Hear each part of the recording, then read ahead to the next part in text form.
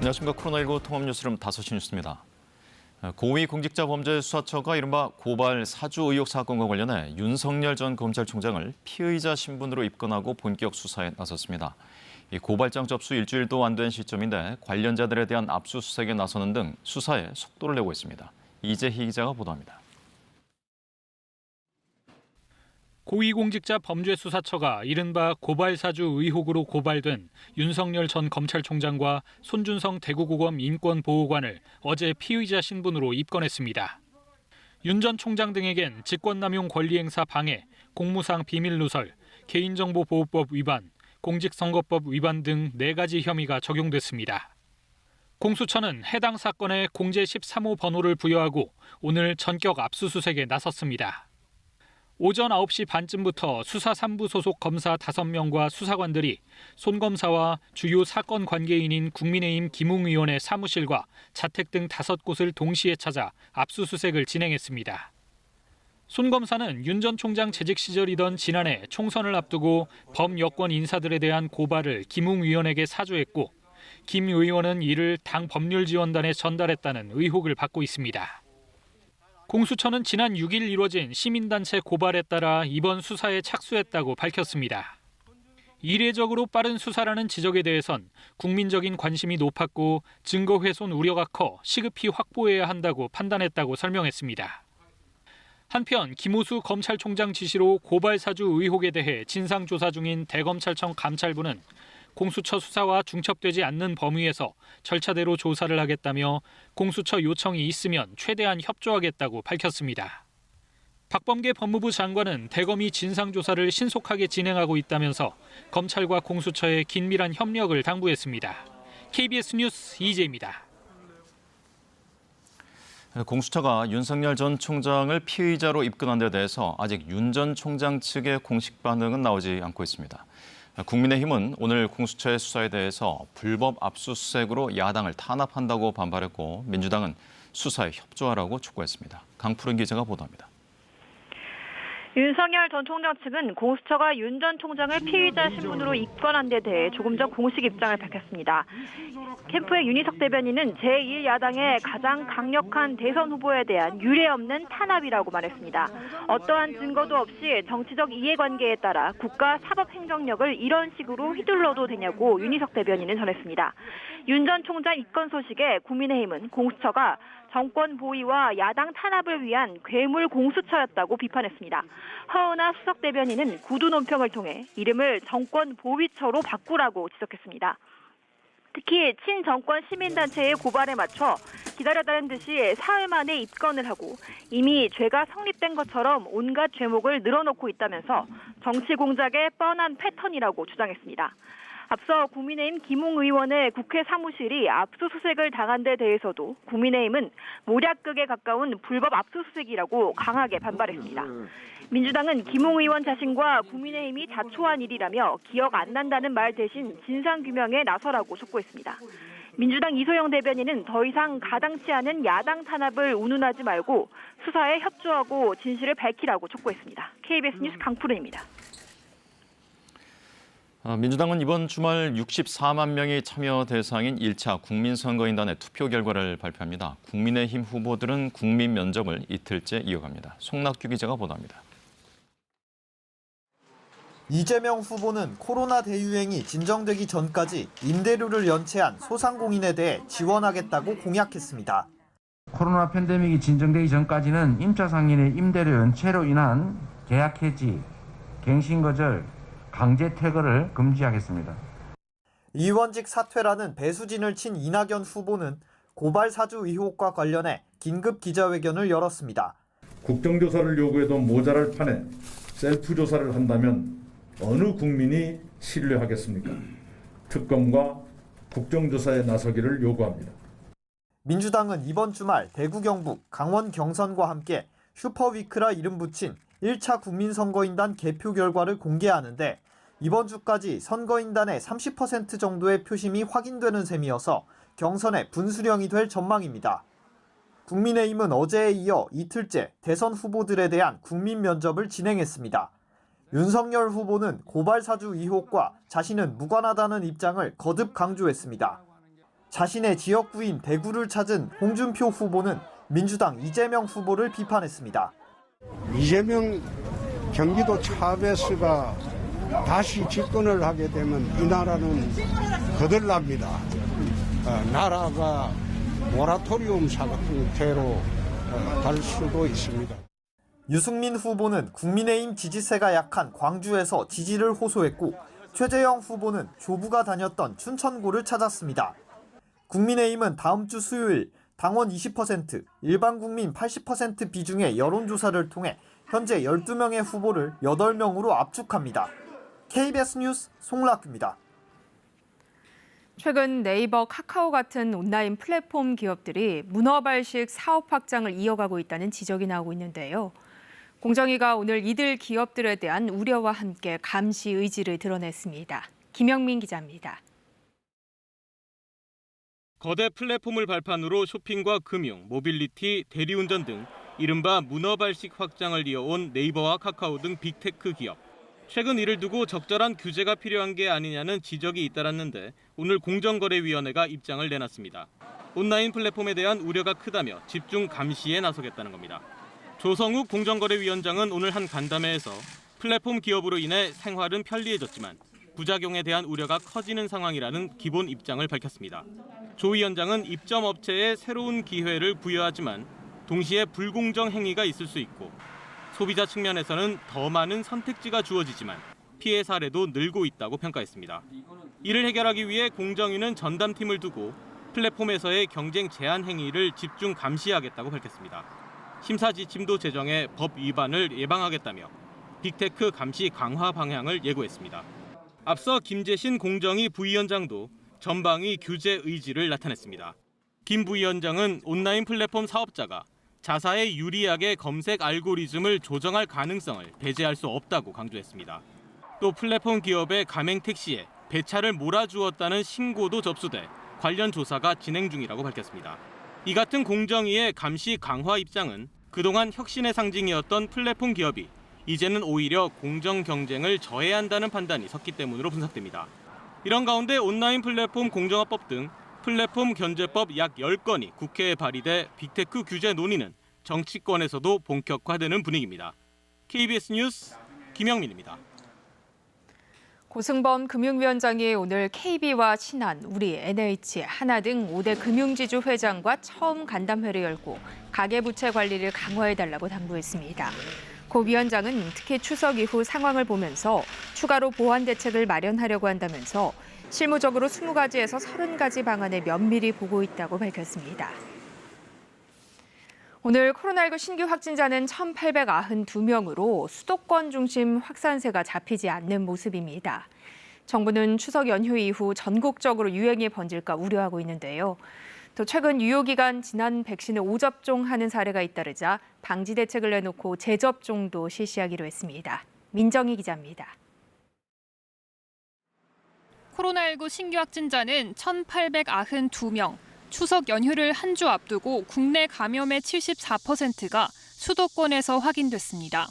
정부는 추석 연휴에 이동량이 많아지면 감염 확산세가 수도권에서 비수도권으로 번질까 걱정하고 있습니다. 백신 접종률, 자영업자들의 고통, 두 번이나 고향 방문을 자제해 주신 국민들의 마음까지를 고려하여 이번 방역 대책을 마련했습니다마는 이것이 결코 방역을 완화한다는 의미는 아닙니다.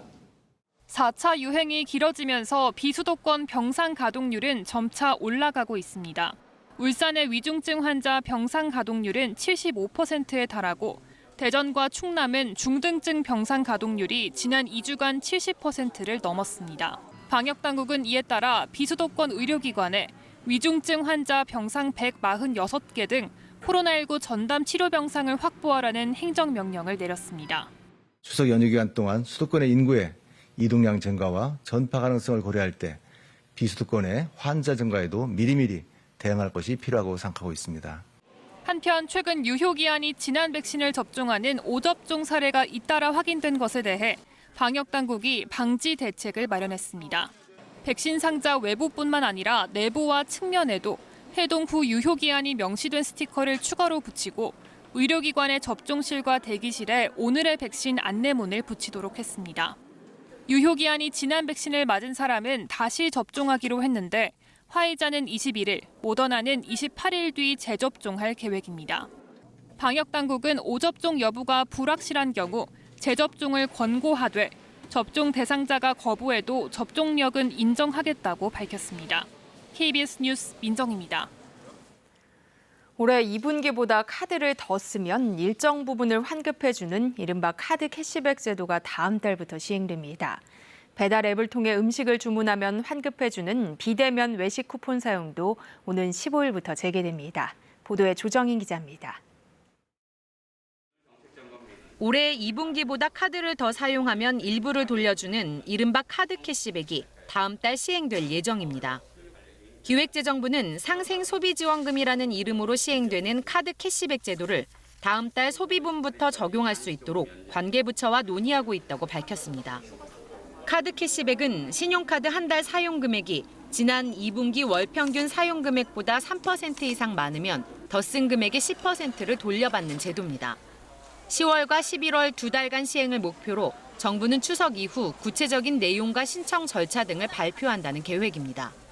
정부는 또 지난 7월 중단됐던 비대면 외식 쿠폰 사용도 재개합니다.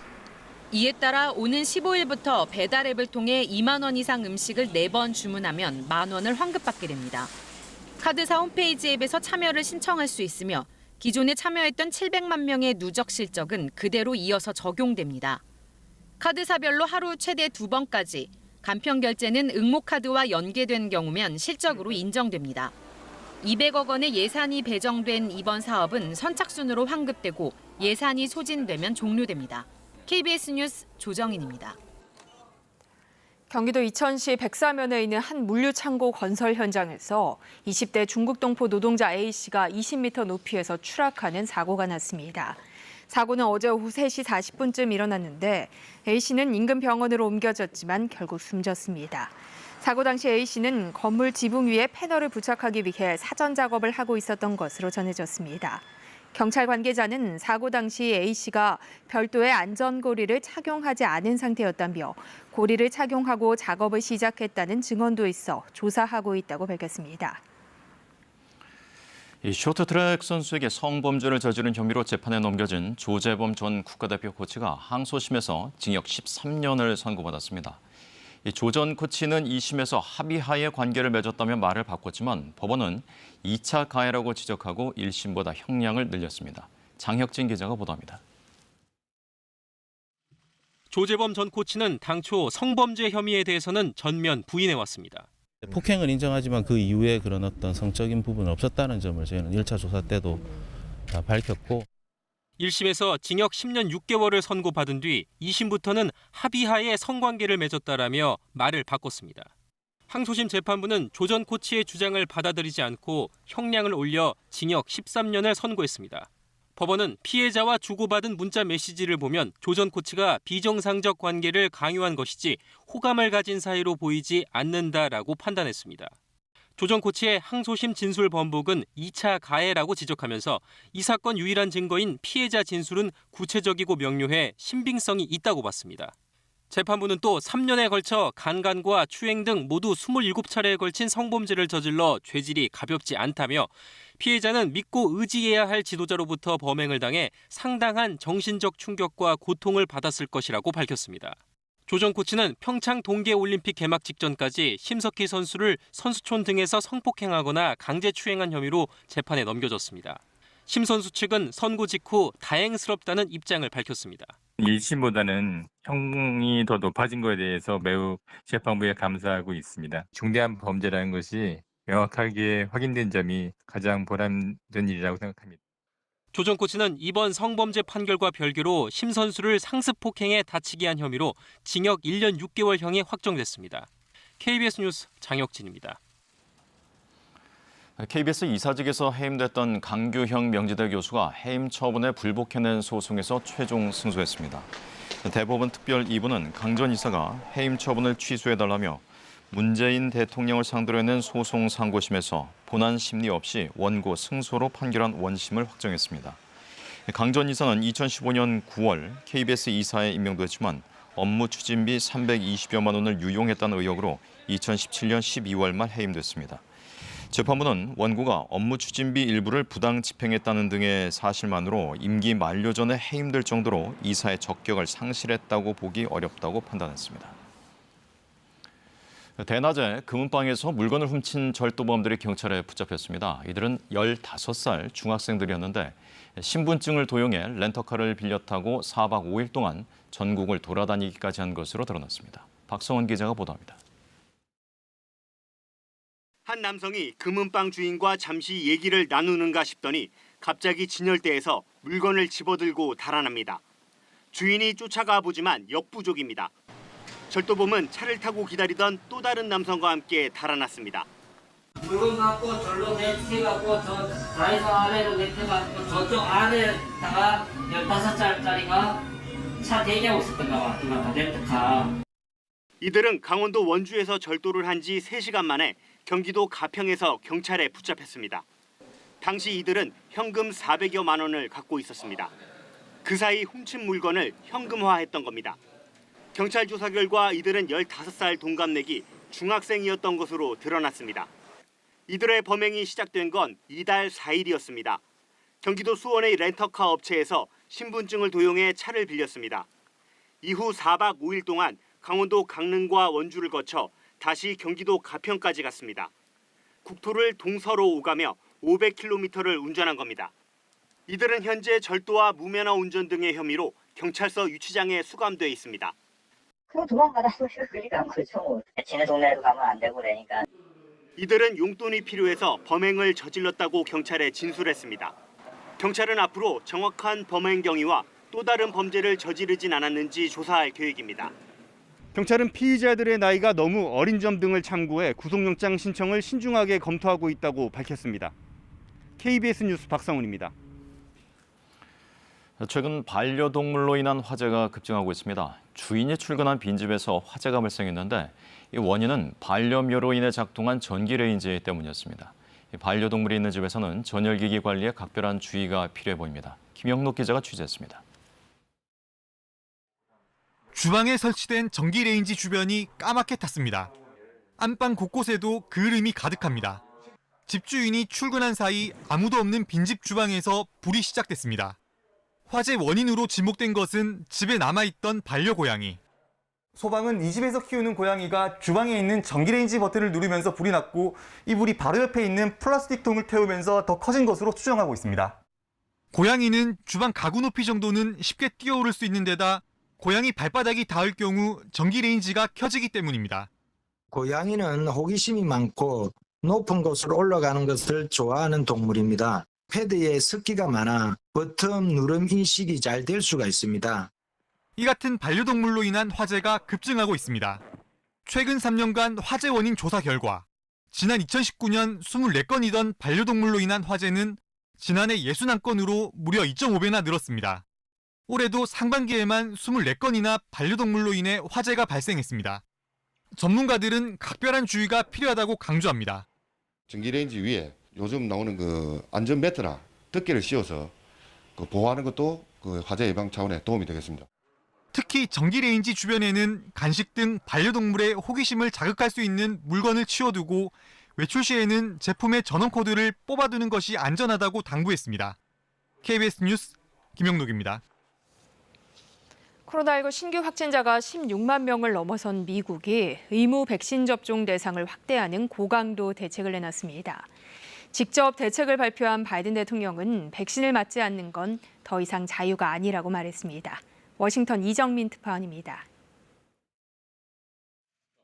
미국에서 하루 신규 확진자가 16만 명까지 치솟은 상황에 대해 파우치 미 백악관 수석의료고문은 여전히 대유행이 계속되고 있다며 심지어 어느 정도 통제된다고도 볼 수 없는 상황이라고 진단했습니다.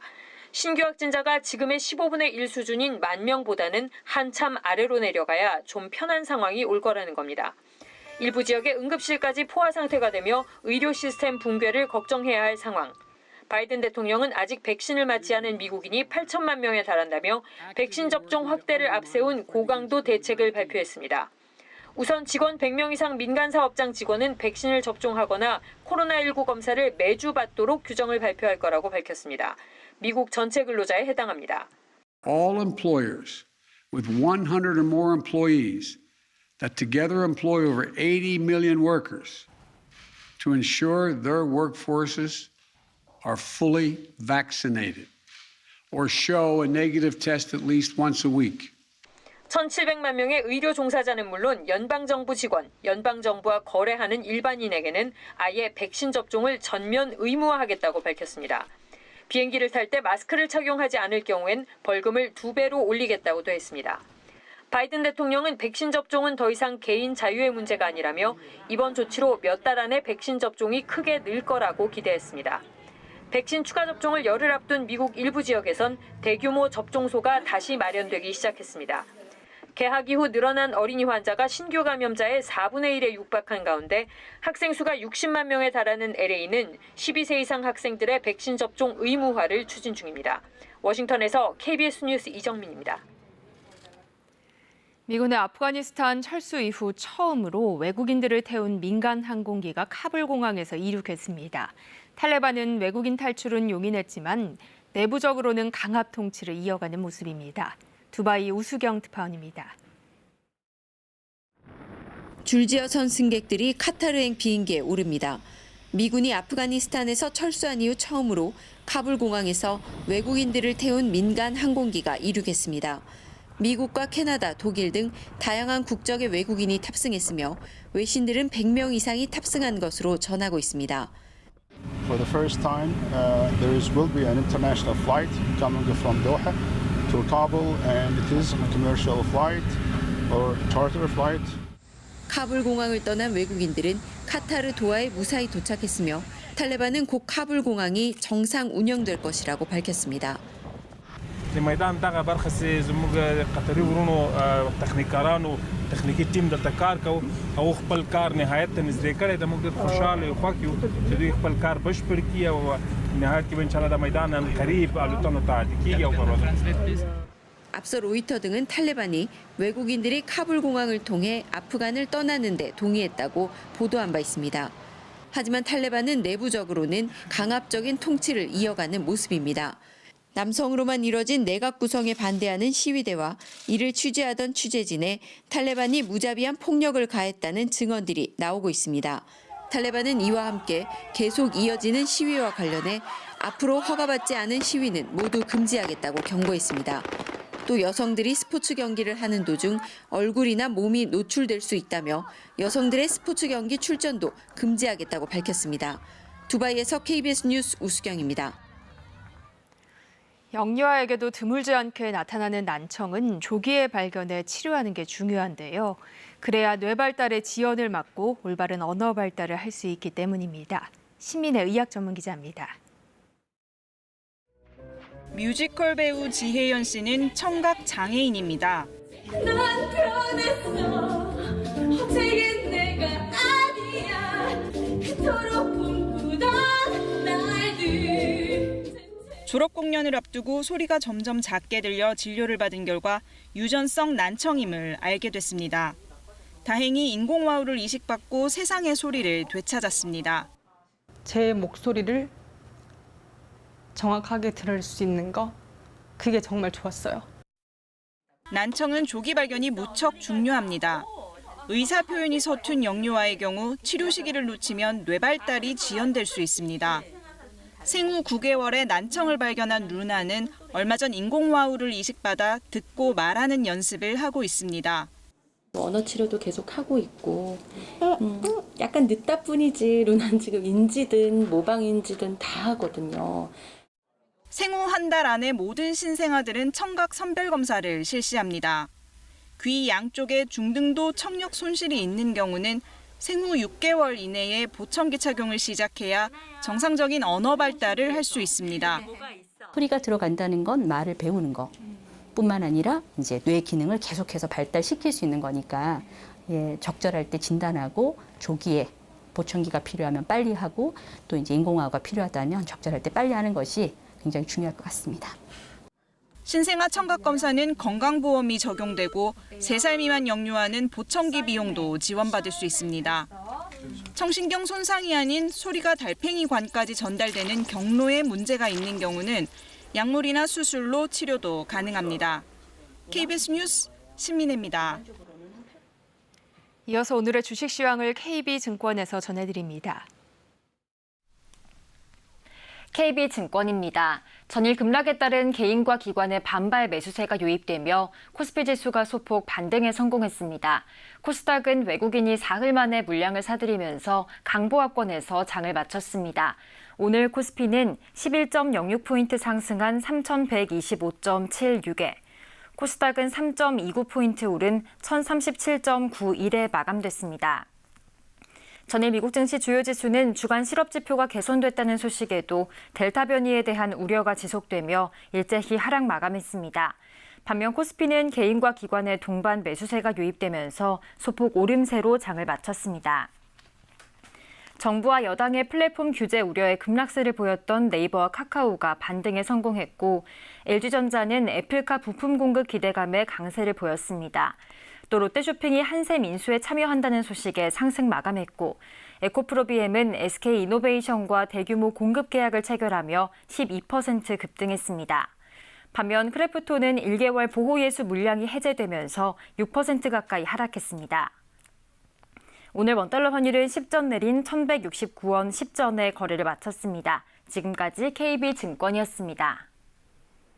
주말에 대부분 지역에서는 맑은 날씨가 이어지겠습니다. 한낮에는 햇볕도 강하게 내리쬐면서 날이 더워지겠는데요. 낮 기온이 30도 안팎까지 오르겠습니다. 그만큼 일교차가 크게 벌어지겠습니다. 들쑥날쑥 기온 변화에 감기 걸리지 않도록 옷차림에 유의하셔야겠습니다. 지금 전남 해안과 제주도에는 비가 약하게 계속되고 있습니다.